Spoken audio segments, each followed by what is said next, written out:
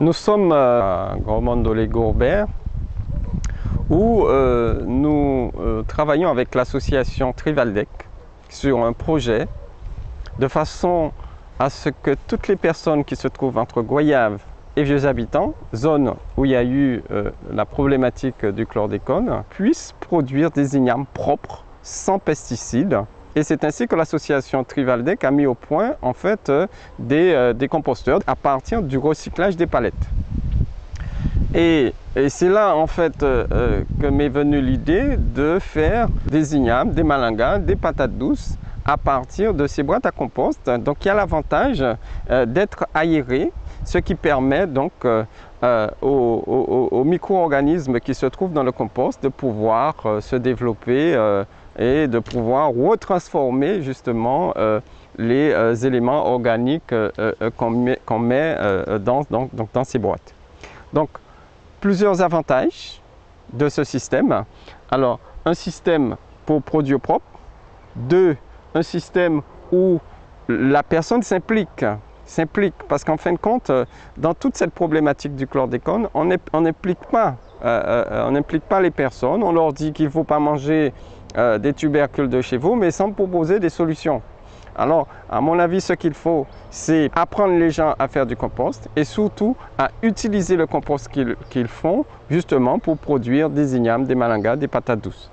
Alors, le principe est le suivant. Au fond, en fait, de cette caisse, nous mettons, ça peut être de la paille, ça peut être de la paille de coco, des graines de calba concassées, de façon à ce que le bas, en fait, du bac ne puisse pas retenir l'eau. Il faut que l'eau puisse s'infiltrer facilement, donc il ne faut pas que l'eau stagne.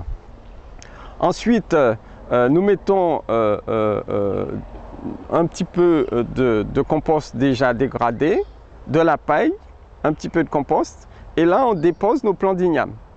Et là, ces plants d'igname auront les éléments organiques pour pouvoir faciliter donc la croissance de ces plants d'igname. Vous aurez dans un premier temps ce qu'on appelle un développement foliaire, c'est-à-dire que l'igname va émettre des tiges, parce que c'est une liane, et au fur et à mesure que les feuilles se forment, les tubercules vont se développer, jusqu'à un moment, en fait, les feuilles vont se sécher et vous aurez un emmagasinement total de ces sucres dans ces fameux tubercules qu'on appelle les tubercules d'igname que nous mangeons.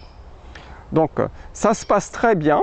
Voilà, nous avons commencé l'expérimentation au mois de mai, de façon à ce que dans 6-7 mois, c'est-à-dire vers janvier-février, que je puisse manger donc mes ignames jaunes. Je n'ai pas fait que des ignames jaunes, hein. J'ai fait des ignames pas possibles et j'ai fait des pacala, en fait dans les mêmes conditions. Et en fait, c'est une première expérimentation que nous allons peut-être modifier l'année prochaine. Mais en tout cas, pour l'instant, rien que sur la vue du développement foliaire, on peut déjà dire que en fait, ça se passe très bien. La plante fleurit, donc ça va très très vite, hein. Avec l'association Trivaldec, on va essayer aussi de suivre en fait tout le développement racinaire de ces différentes ignames, avec l'aide d'une vitre, hein, donc qui permet de voir ce qui se passe à l'intérieur. Et on verra aussi dans ce compost, il y a beaucoup de micro-organismes, il y a beaucoup de petits vers, donc ce qui montre bien que le compost est sain. Et donc, il n'y a pas de pesticides parce que tous les insectes, en fait, se développent donc à l'intérieur.